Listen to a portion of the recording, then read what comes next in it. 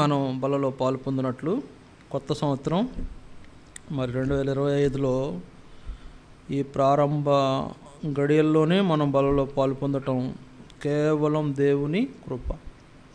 చూడండి, ఎవ్వరికి ఇది ఉండదు. అంటే ఒక హెబ్రోన్ ఫెలోషిప్ తప్ప ఎవ్వరు బల్ల ఇవ్వరు. హెబ్రోన్ ఫెలోషిప్లో తప్ప ఎవ్వరు బల్ల ఇవ్వరు. ఎవ్వరు వాగ్దానాలు కూడా ఇవ్వరు. ఈ మధ్యలో కొందరు అలవాటు చేసుకుంటున్నారు వాగ్దానాలు ఇవ్వటం. అదేదో బాగుందన్నట్టుగా వాళ్ళు కూడా చేస్తున్నారులే. కానీ హెబ్రోన్ సహవాసములు తప్ప వల్ల ఎక్కడ ఉండదు. తర్వాత వాగ్దానాలు కూడా ఉండవు, సాక్ష్యాలు కూడా ఉండవు. అందువల్ల మనకి ఇప్పుడు 3 ఉన్నాయి. బల్ల ఉంది, వాగ్దానాలు ఉన్నాయి, సాక్ష్యాలు కూడా ఉన్నాయి. ఏది కావాలో కోరుకోవాల్సింది మీరే. సరే, ఇప్పుడు చూడండి, ఒక వాక్య భాగాలు మనం జ్ఞాపకం చేసుకుని మనం మరి ప్రభు భోజన పాత్రలో పాలు పొందనై ఉంటున్నాం. మొట్టమొదటిగా దేవుని వాక్యంలో మనము 1 కొరింథీ, దయచేసి చూడండి, 1 కొరింథీ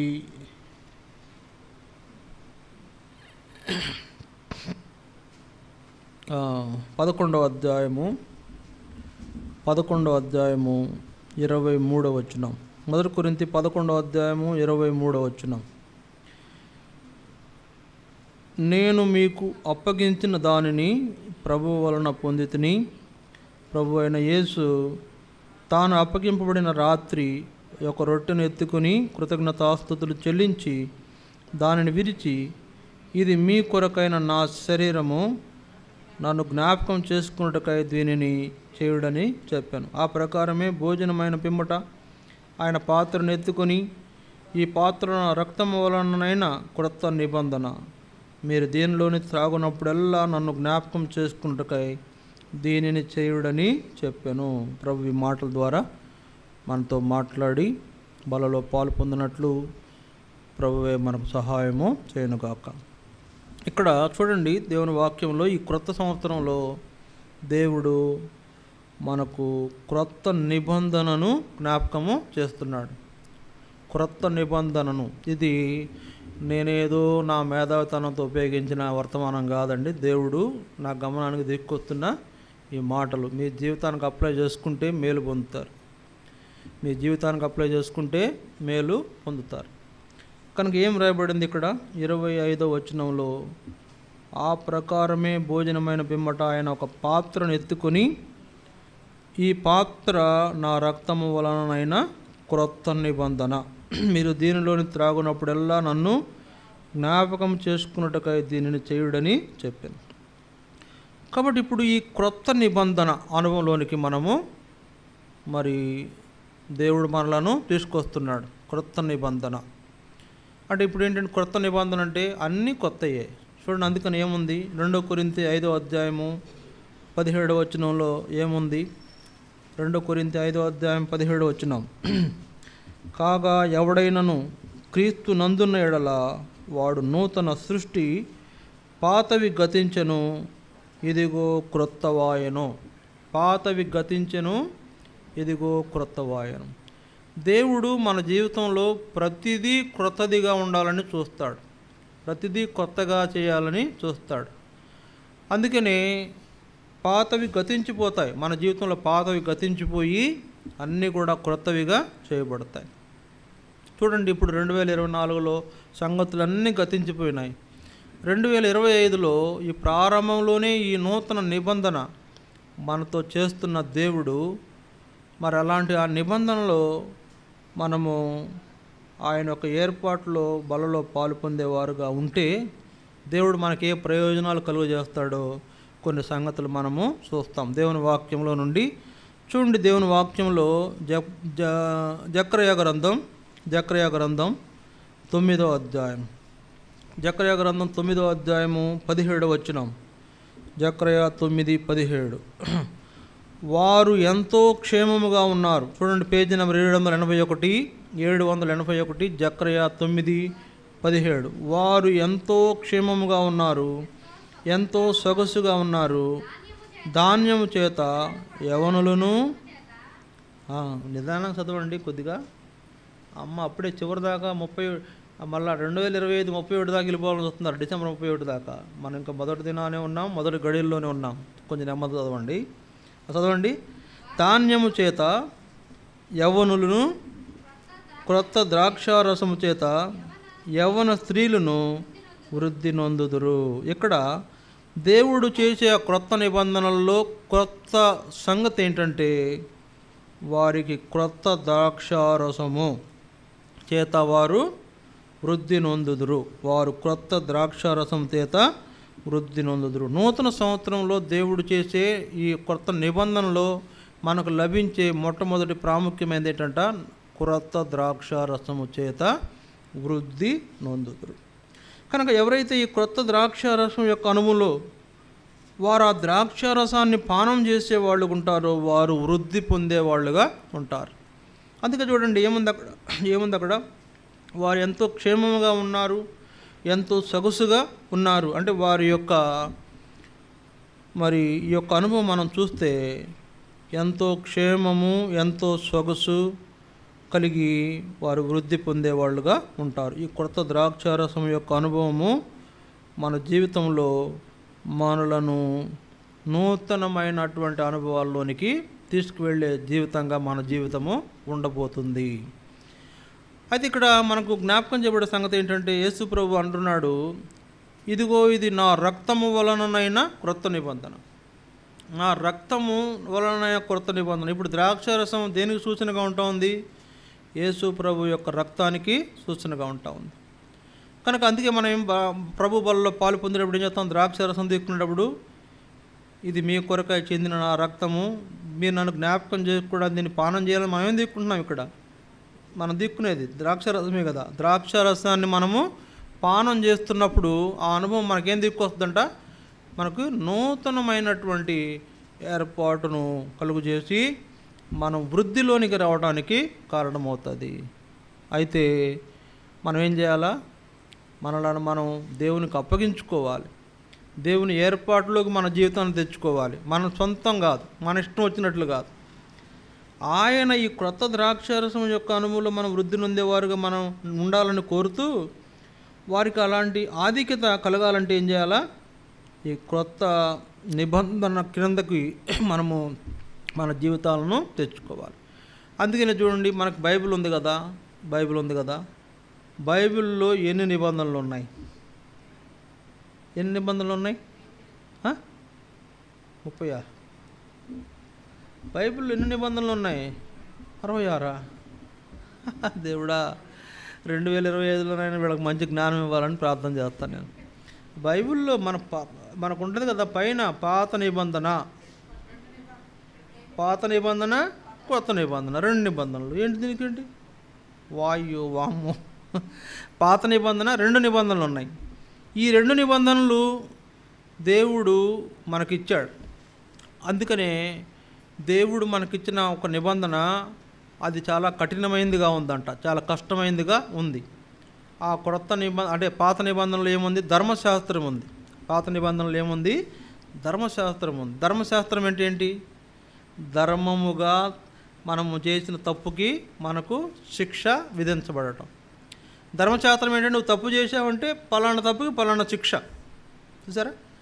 ఇప్పుడు ఆకాన్ అనే వ్యక్తి పాపం చేశాడు, ఏం వచ్చింది? శిక్ష, మరణం వచ్చింది. ఆదాం పాపం చేశాడు, ఏమొచ్చింది? శిక్ష, ఆయన జీవితంలో కష్టాలు కొని తెచ్చుకున్నాడు. అట్లా గెహజీ పాపం చేశాడు, ఏమొచ్చింది? శిక్ష, కుష్ఠరోగం వచ్చింది. ఇట్లనే అనేకులు పాపం చేసినప్పుడు ఆ యొక్క నిబంధనను మీరుతున్నారంట వాళ్ళు. అందువలన దేవుడు ఏం చేశాడు? పాత నిబంధనను రద్దు చేసి యేసు ప్రభు ద్వారా మనకు నూతనమైన నిబంధన తీసుకొచ్చాడు. నూతన నిబంధన ఏం చూపిస్తుంది? యేసు ప్రభు యొక్క ప్రేమను మనకు చూపిస్తుంది. పాత నిబంధన ఏమో ధర్మశాస్త్రం క్రింద మనం ఉన్నాము, కొంచెం కఠినంగా ఉంది. యేసు ప్రభు కాలం వచ్చరికి నూతన నిబంధన అనుభవం ఏం చూపిస్తుందంటే ప్రేమ. ఆయన ప్రేమ మనకు చూపించేదిగా ఉంది. కనుక అందుకే యేసు ప్రభు అంటాడు, నా ధర్మ విధులను అంతకుముందు ధర్మశాస్త్ర రూపంలో వాళ్ళకి ఇచ్చాను, ఇప్పుడైతే వాళ్ళ హృదయం అనే పలకల మీదే వాటిని రాస్తాను. కాబట్టి ఈ 2 నిబంధనలు ఒక కఠినతరమైన నిబంధన చేయలేకపోతున్నామనే కారణం చేత యేసు ప్రభు ద్వారా నూతన నిబంధన మనకు ఇవ్వబడుతూ వచ్చినటువంటి ఈ యొక్క అనుభవంలో నూతన నిబంధన మన జీవితంలో మనం అనుభవించాలి అంటే, ఆ ఏర్పాట్లో మనం కొనసాగాలంటే ఈ క్రొత్త ద్రాక్షారసం యొక్క అనుభవంలో మనము రావాలి.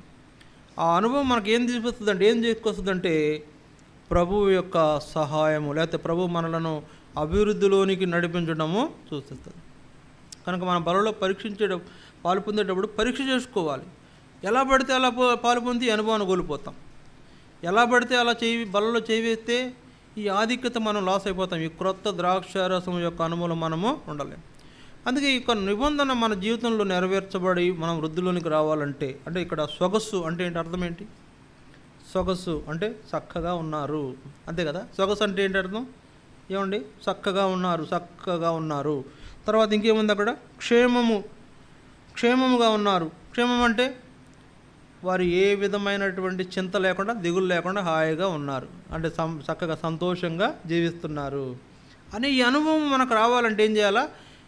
ఆయన ఏర్పాట్లు బలలో మనము పాలు పొందాలి. ఆ కొత్త ద్రాక్షారసం యొక్క ఆ యొక్క అనుభవంలోనికి మనము రావాలి. అప్పుడు మనము ఆయన ఏర్పాట్లో వృద్ధి నొందే వారంగా మనం ఉంటాం. ఇది మొదటి విషయం. రెండోది చూడండి, దేవుని వాక్యంలో మరి మన జ్ఞాపకం చేసుకుంటే, దేవుని వాక్యంలో చూడండి, యెహెజ్కేలు గ్రంథం 36వ అధ్యాయం.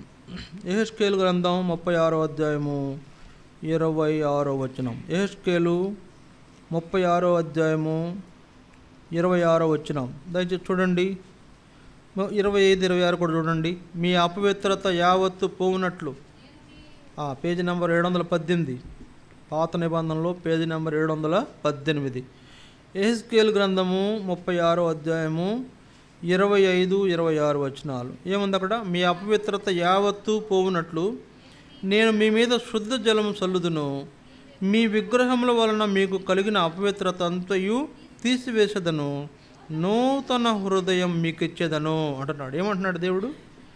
ఏం చేస్తాడంట దేవుడు? నూతన హృదయం అంటే ఇంతకుముందు లేదా హృదయం?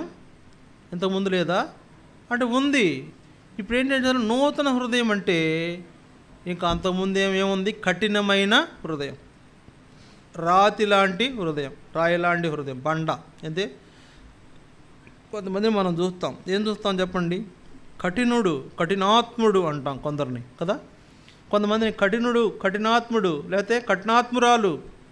ఇక ఏంటంట, ఇక అంతే, ఆ గుండె పాషాణం, అది బండలాగా మారిపోయింది. ఎంత చెప్పినా అది లోబడదు, ఎన్నిసార్లు గద్దించినా మాట వినదు. అలాంటి హృదయం తీసివేసి దేవుడు ఏం చేస్తానంటున్నాడు? నూతన హృదయం. అంటే ఇప్పుడు నూతన హృదయం, కఠిన హృదయానికి నూతన హృదయానికి, అంటే అంతకుముందు హృదయానికి నూతన హృదయానికి తేడా ఏంటి చెప్పండి? అంతకుముందు హృదయంలో ఏముంటుంది? ఎంతో అపవిత్రత ఉంటుంది. అందుకే పైన అపవిత్రత గురించి మాట్లాడుతున్నాడు. అంతకుముందు హృదయంలో, పాత హృదయంలో ఏముందంట? అపవిత్రత ఉంది. ఇప్పుడు నూతన హృదయం అంటే అపవిత్రత అంతా తొలగించబడటమే. అందుకే ఏమన్నాడు దేవుడు? హృదయం అన్నిటికంటే మోసకరమైనది, అది ఘోరమైన వ్యాధి. కాబట్టి హృదయంలో వ్యాధి ఉందంట, ఘోరమైన ఈ హృదయంలో ఏముంది? అపవిత్రత ఉంది. ఇప్పుడు అపవిత్రత లేని నూతన హృదయాన్ని దేవుడు మనకి ఇవ్వాలని కోరుతున్నాడు. కానీ నూతన హృదయం మన జీవితాన్ని ఏం చేస్తుందంట? నూతనమైనటువంటి విధానంలోనికి మన జీవితాన్ని మార్చేదిగా ఉంటుంది. అంటే నూతనమైన హృదయం మనకుంటే ఏమవుతుంది చెప్పండి? మన హృదయం మంచిదైతే, ఏదో అంటారు కదా లోకంలో సామెత, ఏదో అంటారు కదా, నోరు మంచిదైతే, అంతేనా? అదిగో చూసారా, మీకు బాగా తెలుసు నాకంటే, సామెతలు బాగా చెప్తున్నారు. కాబట్టి నోరు మంచిదైతే ఊరు మంచి, దాంట్లోనే హృదయం మంచిదైతే మన బ్రతుకు బాగానే ఉంటుంది కదా. హృదయం మంచిదైతే మనం బ్రతుకు బాగానే ఉంటుంది. హృదయం మంచిదైతే మన యొక్క విధానాలు కూడా బాగుంటాయి. నూతన హృదయాన్ని దేవుడు ఈ క్రొత్త సంవత్సరం మీకు ఇవ్వాలని అనుకుంటున్నాడు. అయితే ఎలా ఉండాలంట? మనము అపవిత్రత లేని వారుగా ఉండాలి, పాపం లేని వారుగా ఉండాలి, దేవుని ఏర్పాటును జరిగించేటువంటి వారుగా మనం ఉన్న అనుభవంలోనే ఈ నూతన హృదయం కలిగినటువంటి వారుగా మనము మార్చబడే అవకాశము దేవుడు మనకిచ్చే దాన్ని మనము చూడవచ్చు. అంతేగా నేను ఎట్లా పడితే అట్లా జీవిస్తాను, నేను నా హృదయంలో దేవుని చోటివ్వను, నేను నా హృదయం బండలా చేసుకుంటానంటే ఆయన కూడా ఏం చేయలేడు. నువ్వెంత చేసినా నేను బండలాంటి హృదయం కలిగి ఉంటానంటే ఇంకా ఆయన ఏం చేస్తాడు చెప్పండి? ఏం చేస్తాడు? ఏం చేయలేడు ఇంకా. అందుకనే దేవుని ఏర్పాట్లోకి రావాలి మనం. దేవుని కొరకైనటువంటి జీవన విధానం ఉండాలి మనకు. దేవుణ్ణి గురించిన ఆలోచన ఉండాలి. దేవుణ్ణి గురించినటువంటి భయము, భక్తి, విధేయత ఉండాలి మనకు. చూసారా? దేవుని గురించిన భయము, భక్తి, విధేయత ఉండాలి. అలాంటి జీవితం జీవించేటువంటి వాళ్ళే ఈ నూతన హృదయం గల వాళ్ళు. ఆ నూతన హృదయం 2025లో చూడాలని దేవుడు కోరుతున్నాడు. అంతకుముందు ఎలా ఉన్నావో నాకు అనవసరం. ఇప్పుడు నువ్వు నూతన హృదయం కలిగి ఉండాలి. అది నీకు ఇస్తాను. అయితే నీలోని అపవిత్రతను తొలగించుకోవాలి. అంటే అయ్యా నేను అపవిత్రంగా ఉన్నాను. ఒక ఆయన అన్నాడు భక్తుడు, యెషయా గ్రంథం 6వ అధ్యాయంలో. యెషయా అంటున్నాడు, ఏమంటున్నాడు? నేను అపవిత్రుడను, అపవిత్రమైన పెదవులు గలవాడను అని అంటున్నాడు.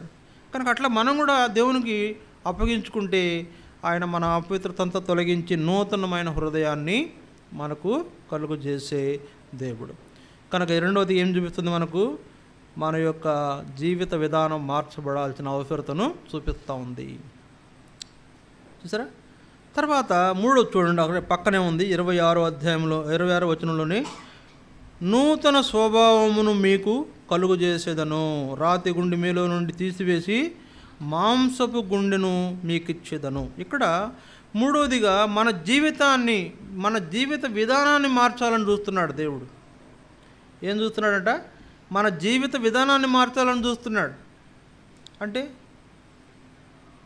ఎక్కడొస్తుంది కొత్త అని మన జీవిత విధానం ఎట్లా మారుతుంది? నూతన హృదయం కలిగి ఉంటేనే మన జీవిత విధానం కూడా మారిపోతుంది.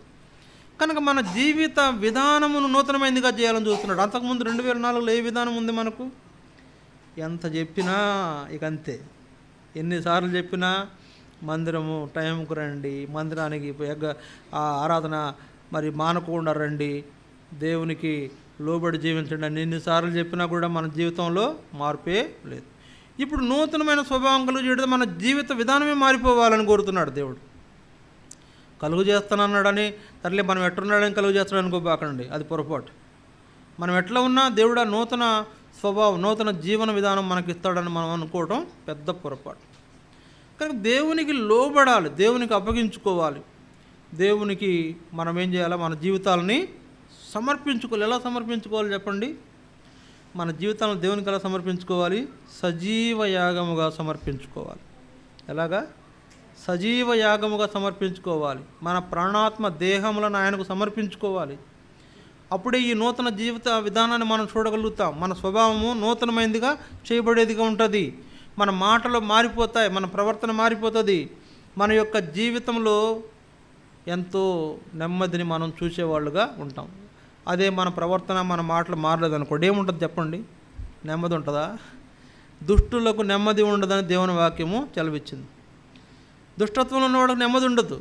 ఎవరైతే జీవిత విధానం మార్చబడిన వాడు ఉంటారో వాళ్ళకే నెమ్మది. వాళ్ళు మారిపోతారు, మాటలు మారిపోతాయి, ప్రవర్తన మారిపోతుంది. చూడండి, అంటే మనకు తెలిసిందే, మారు మనసు పొందక మునుపు మన పరిస్థితి ఏంటి? ఎంతో భయంకరం. మారు మనసు పొందిన తర్వాత మారిపోయాం. ఇంకా అంతకుముందు పాపారావు ఇప్పుడు లేడిక ఉన్నాడా? అంతకుముందు పాపారావు ఉన్నాడంటే పాపం ఉన్నట్టే కదా లెక్క. కనుక ఇప్పుడు మన జీవితం మార్చబడి దేవుని పిల్లలుగా చేయబడిన తర్వాత మన జీవిత విధానం మార్చబడిన అనుభవం మనకి రావాల్సిన అవసరత అక్కడ దేవుడు నొక్కి చెప్తున్నాడు. మారు మనసు పొందినప్పుడు ఎలాగైతే మనం అలా నూతన అనుభవంలోకి వస్తామో ఇక్కడ కూడా అంతే. ఈ నూతన సంవత్సరంలో నూతనమైన స్వభావము అంటే నూతన జీవిత విధానం మనం కలిగిన వారుగా ఉండటాన్ని దేవుడు చూడాలని కోరుతున్నాడు. అది నీకు ఇస్తాడు. దాన్ని ఎలా తీసుకుంటావు, ఎలా అందిపుచ్చుకుంటావు? ఇస్తాడు, తీసుకోవడం తెలియాలిగా నీకు. అది ఎలా తీసుకోవాలని తెలియాలి కదా. ఆయన ఇవ్వాలని కోరుతున్నాడు, తీసుకోవడం నీకు తెలిస్తే చాలా ధన్యుడివి. అలా అటు తీసుకోవాలని అనుకుంటే ఏం చేయాలంటే నీ జీవితాన్ని పూర్తిగా ఆయనకు సమర్పించాలి. నీకు నీదంటే ఏముండదు కూడా నీ జీవితంలో. నా జీవితంలో నేను ఒక తీర్మానం చేసుకున్నానండి, ఇక నేను బతికినా సచ్చినా ఏమైనా కూడా దేవుడే. ఇక అది ఇక పిల్లలు కానీ నా భార్య కానీ ఎవరు కానీ ఇక దేవుడు తర్వాతే. అట్లా ఫిక్స్ అయిపోయాను నేను. ఇక తిరుగులేదు దానికి. ఇక నేను బ్రతికున్నంతకాలం దేవుడు, ఒకటి చనిపోయినా కూడా దేవుడే. అలాగా మన జీవితాన్ని ఆయన సమర్పించుకోవాలని దేవుడు కోరుతున్నాడు. అలాంటి అనుభవం మనకు దేవుడు వాళ్ళని ఆశపడుతున్నాడు. అయితే ఆయన ఏర్పాటులోకి రావాలి. చూడండి, ఇది 3వ అనుభవం. 4వది చూడండి, ప్రకటన 3వ అధ్యాయం. ప్రకటన గ్రంథం 3వ అధ్యాయము 12వ వచనం. ప్రకటన గ్రంథం 3వ అధ్యాయము 12వ వచనం. 3:12 దయచేసి చూడండి. ప్రకటన 3:12. తీలేదా? కొత్త నిబంధనలో పేజీ నెంబర్ 230, ప్రకటన 3:12. జయించు వానిని నా దేవుని ఆలయంలో ఒక స్తంభముగా చేసేదను, అందులో నుండి వాడు ఇక మీదట ఎన్నటికి వెలుపటికి పోడు, మరియు నా దేవుని పేరును పరలోకములో నా దేవుని యొద్ద నుండి దిగివచ్చుచున్న నూతనమైన యెరూషలేమును, నా దేవుని పట్టణపు పేరును, నా క్రొత్త పేరును వాని మీద వ్రాసేదను. నా క్రొత్త పేరును వాని మీద వ్రాసేదను. దేవుడు నీకు క్రొత్త పేరు ఇవ్వాలని చూస్తున్నాడు. ఏంటి ఆ క్రొత్త పేరు చెప్తారా? ఇప్పుడు ఆయన ఉన్నాడు లాజరు. ఆయన పేరు ఏంటంత ముందు ఏంటంట? లక్ష్మణ్, అంతే కదా, లక్ష్మణ్. ఇప్పుడు ఆయనకి ఏం పేరు పెట్టాం మనము? లాజరు. ఇక్కడ ఒక ఆమె కూర్చుని ఉంది. ఏమో పేరు ఏంటి గతంలో? గౌరీ. ఇప్పుడు ఆమె పేరు మారిపోయింది, దెబోరా అని పెట్టాం. తర్వాత అక్కడ ఒక ఆమె ఉంది. ఆమె పేరు గతంలో ఏంటి చెప్పండి? ఏం పేరు మీ పేరు? గతంలో సత్యవతి. ఇప్పుడు ఆమె పేరు ఏమైందంటే భాగ్యవతిగా మార్చేసాం.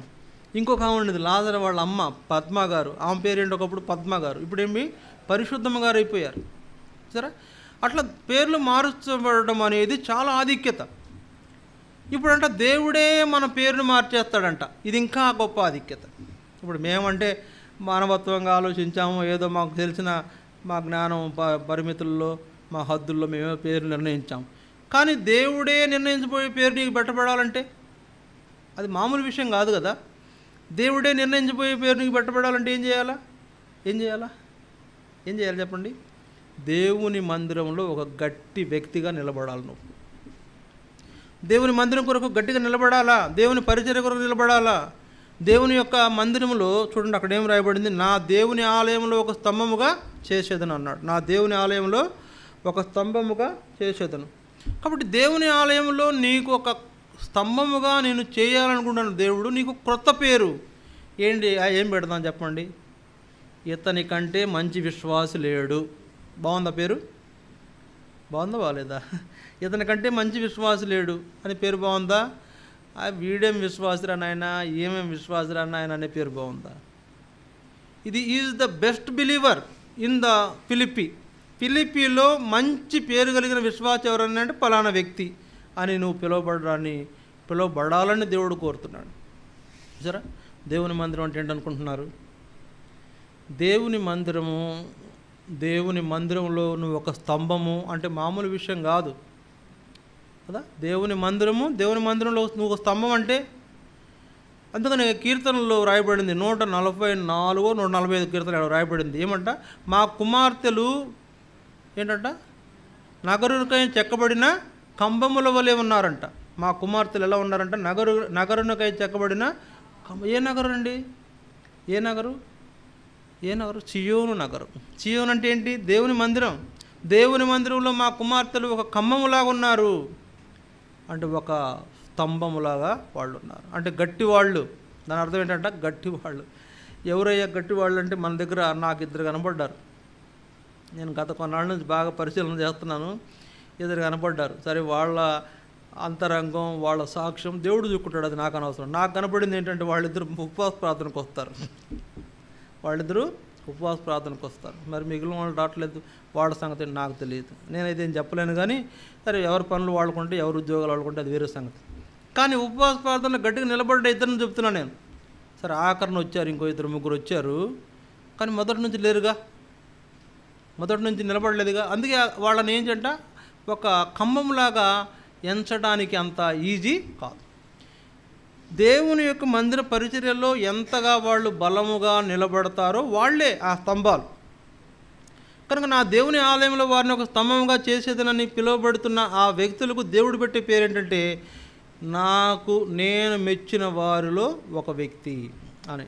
చూడండి, ఇలాంటి పేరు మనకు కావాలంటే ఏం చేయాలి? ఇప్పుడు మనము మందిర పరిచర్యలో ఇన్వాల్వ్ అయిపోవాలి. నీకు ఎన్ని ఉన్నాయి, వ్యాపారం పెట్టుకో, ఉద్యోగం చేసుకో, కోట్లు సంపాదించుకో, ఎవరు కాదనరు.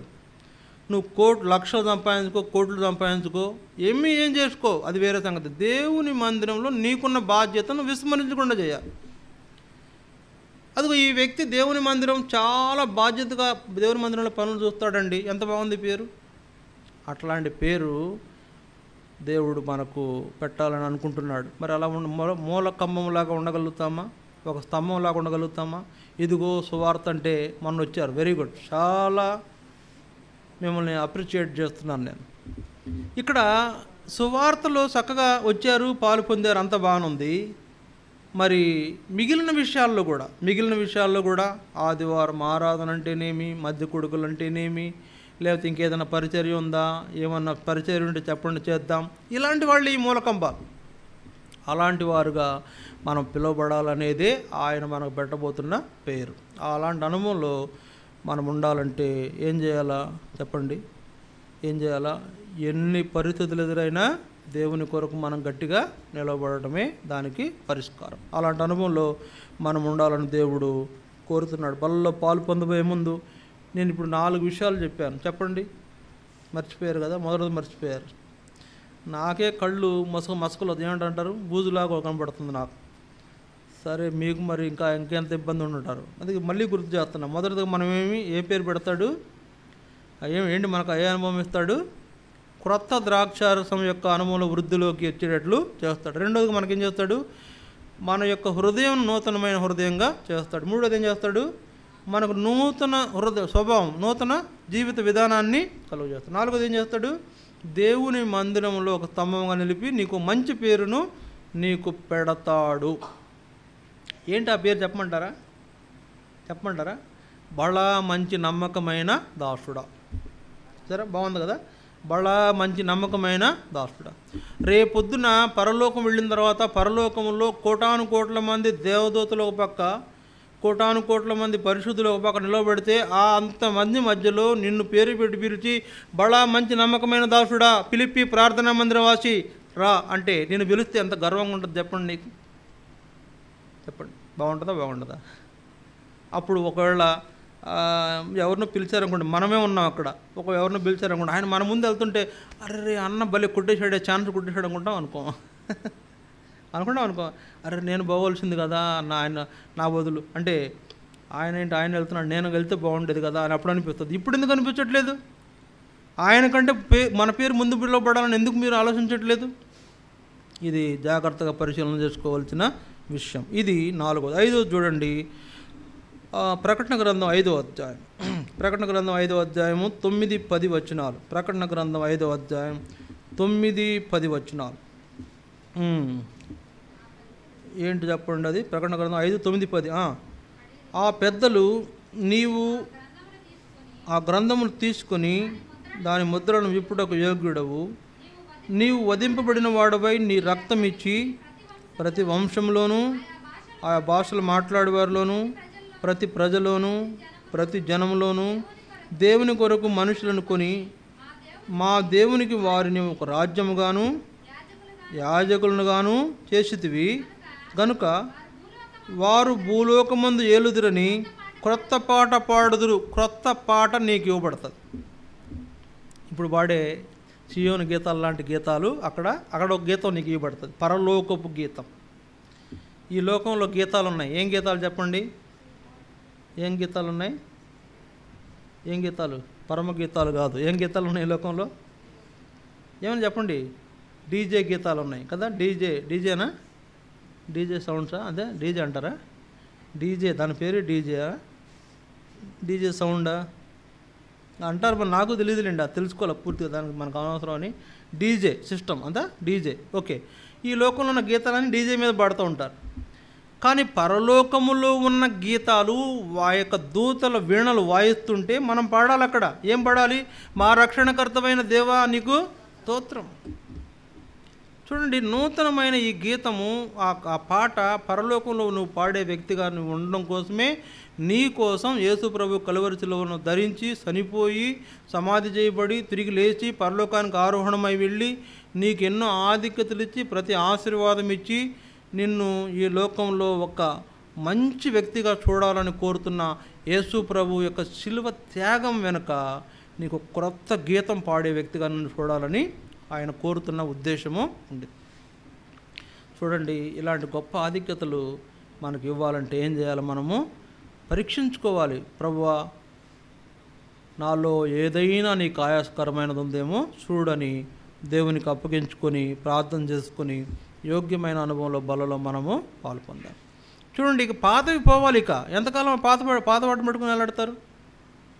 ఎంతకాలం ఇంకా పాత చింతకాయ పచ్చడి, లేదా ఎంతకాలం ఇంకా ఆ పాత ముచ్చట్లు? ఇక మాట్లాడిందే మాట్లాడుకుంటారా? కొత్త సంగతులు మాట్లాడాలా? కొత్త సంగతులు మన జీవితంలో జరగాలి. కొత్త సంగతులను మనం చూడాలి. ఇప్పుడు చూడండి, ఎవ్రీథింగ్ న్యూ అంటే చేపలు కొత్తవి, యాంప్లిఫైయర్ కొత్తది, కీబోర్డ్ కొత్తది, తబలా కొత్తది, అన్నీ కొత్తయే. కొత్తవి చూడాలి మనం. కొంతమందిని చూస్తాం, వాళ్ళు ఏంటంటే ఆ పాత వాటిని పట్టుకుని వెళ్ళాడుతారు. ఏదంటే ఇంకా అదంతే. ఇది ఇప్పుడు మనం ఒక ఇంట్లోకి వెళ్ళామనుకోండి, ఆ ఇంట్లో ఏదో ఒక పాత కుర్చీ ఉండింది, ఒక చెక్క కుర్చీ. ఒకవేళ ఎవరైనా వెళ్ళి దాంట్లో కూర్చోబోయారనుకోండి, నో డోంట్ టచ్, దయచేసి మీరు దాన్ని ముట్టుకోవద్దు, అది ఇరిగిపోయేటట్లుంది. మరి ఎందుకు ఇక్కడ ఉంచుకున్నారు? పాత కదా, పడేయచ్చు కదా అంటే, అమ్మమ్మ కుదరదు, మా తాత ముత్తాతల నుంచి వస్తుంది. ఏంటది? పితృపారంపర్యాచారం. ఏంటంటే అది పితృపారంపర్యాచారాలు. అయ్యా, మా ముత్తాతల నుంచి వస్తుందండి, దాన్ని మేము గుర్తుగా ఉంచుకున్నాం. ఎంతకాలం ఆ పాత పెట్టుకుని కూర్చుంటాం? ఒకవేళ ఎవడన్నా నువ్వు లేని టైంలో గవ్వుకుని దాంట్లో కూర్చొని నడుము విరిగిపోద్ది పాపం వాడికి. అందుకే పాతవి తీసేసి కొత్తవి తెచ్చుకోండి. దేవుడు మనల్ని అదే కోరుతాడు. నీ నీళ్ళు ఉన్న పాతని తొలగించుకో, కొత్త జీవితం ప్రారంభించు. ఇంకా పాత పెట్టుకుని వెళ్ళాడితే ఎట్లా? మారాలి, మన స్వభావం మారాలి, మన జీవితం మారాలి, మన హృదయం మారాలి, మన యొక్క గీతం మారాలి, మన పేరు మారాలి. మనము ఇంక ఎంతకాలం నష్టాలను కొనసాగుతామంటే ఎట్లా? లాభాల్లోకి రావాలి అంటే దేవుని బలలో పాలు పొందబోయే ముందు మనలను మనం బాగా పరీక్ష చేసుకోవాలి. ఇక్కడ ఒక క్షమాపణ కోరుకోవాలి. ఏంటి ప్రభువా, 2024లో నేను అట్లో ఉన్నానైనా, ఈ 25వ సంవత్సరంలోనైనా నేను నూతన అనుభవాలు పొందుకోవడానికి నాకు సహాయం చేయి. ఈ నూతన నిబంధన యొక్క అనుభవంలో నూతనమైన కొన్ని సంగతులు నాకు జ్ఞాపకం చేశావు. అలాంటి అనుభవంలో నేను రావడానికి నాకు సహాయం. నాలో ఉన్న తప్పులు ఏమైనా ఉంటే మన్నించు. అందుకే పాట కూడా పాడాం. ఏం పాడాం? పాపము చేసి నీకు కోపము రేపాం. ఇంకేముంది? మమ్మల్ని మీరు ప్రేమతో రక్షించారు, కానీ మేము ఇతరులను ప్రేమించలేకపోతున్నాం. ఇంకేముంది? ఆ పాటలో ఉంది చూడండి. వెలిగించావు, మేము వెలగలేకపోతున్నాం. మార్చావు, కానీ మేమేం చేస్తున్నాం? కారు తొట్టుల్లో తాగుతున్నాం. నిన్ను విడిచిపెట్టి మేము మా సొంత తొట్లు తొలుచుకుని వాటిల్లో తాగుతున్నాం. ఇంకేముంది? పాట చూడండి. అక్కడ సోదర ప్రేమ మర్చిపోయి ఇతరులను ఆదరించలేకపోతున్నాం. తర్వాత మేలిమి బంగారంగా చేసుకున్నావు, కానీ మేము మలినమైపోయాము. మా దేవా, మా కోట, మమ్ములను మార్చు అని ప్రార్థన చేయాలి. అలాంటి అనుభవంలో మనం వస్తాం, బలలో యోగ్యముగా పాల్పొందినట్టు. దయచేసి మోకరించండి. 2 నిమిషాలు మీరు ప్రార్థనలో ఉండాలని కోరుతున్నాం. 2 నిమిషాలు ప్రార్థనలో ఉండండి. క్షమాపణ పొందుకొని మనం బలలో పాల్పొందనంటున్నాం.